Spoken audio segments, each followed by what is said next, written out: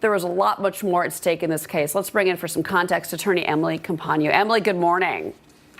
Good morning. Let's first talk about the DOJ's challenge to the deal. They say that this would be anti-competitive. It would raise prices on consumers. It would consolidate the entertainment market in general. Do you agree with that assertion from the DOJ?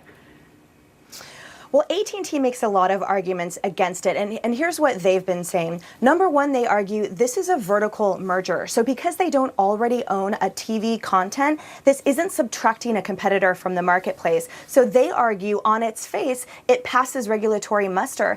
And they also argue that the flaw in the DOJ's argument is at its heart economic based. They say it wouldn't be an economically viable business model to black out TV channels. That would drive up prices and it would decrease our profit. Instead, they argue it would actually raise competition, because what's interesting here is that AT&T keeps saying, look, our real competition is Facebook, Amazon, Netflix, and Google. And so by us merging with Time Warner, it enables us to be more competitive.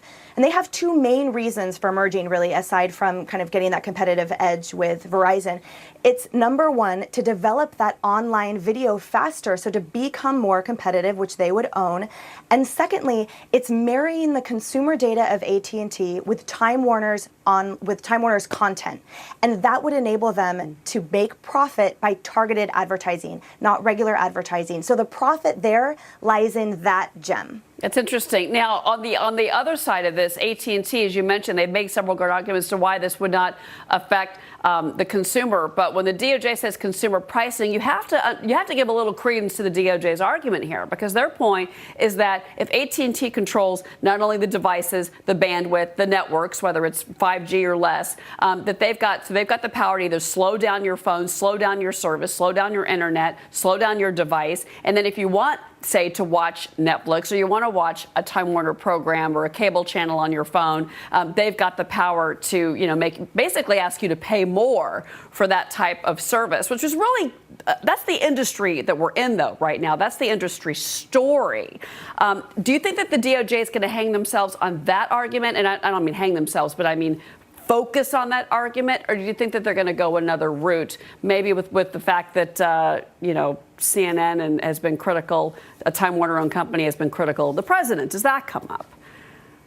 Right. I think that will come up slightly. They definitely will emphasize your prior point there.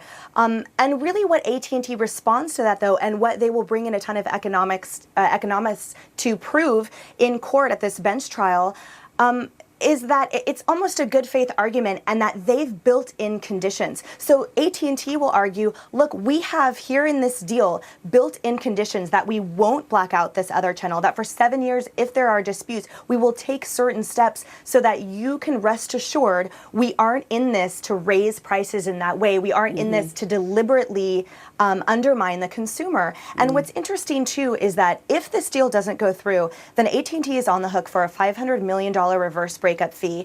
And normally, that's 3 to 6% of the actual deal value. Here it's 0.6, meaning both sides were confident it passed regulatory muster before signing the deal. I don't know, Emily. I don't know what you think. I think this trial is going to go on for months and months, maybe a year. I foresee this being a long story, but it all kicks off today. And thank you for your perspective on it as we jump right in. Emily Compagno, thank you. Thank you. Thank you.